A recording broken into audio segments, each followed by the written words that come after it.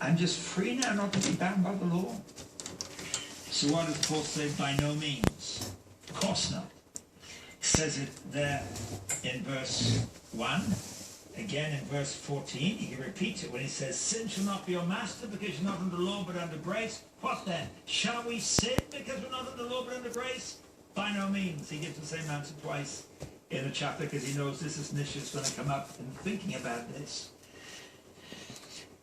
So, what then does Paul mean in these verses